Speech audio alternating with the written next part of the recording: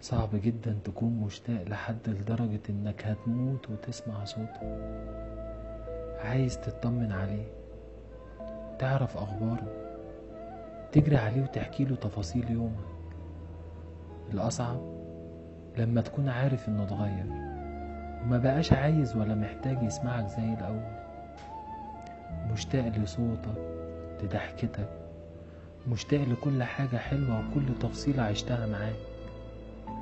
بس هي الدنيا كده، بنقابل ناس وبنكون عارفين اننا مش ليهم ولا هم لينا، بس غصب عننا، عشان مش عارفين ولا قادرين ننساهم، عشان فيهم المواصفات اللي اتفق عليها قلبك وعقلك مع بعض. بتشوفه صاحبك وحبيبك وبيعوضك عن اي حد في حياتك. تتمنى انك تلاقي اي سبب علشان تكرهه ومش هتلاقي، لا قادر تنسى ولا ينفع ترجع ولا حتى عارف تبتدي من جديد.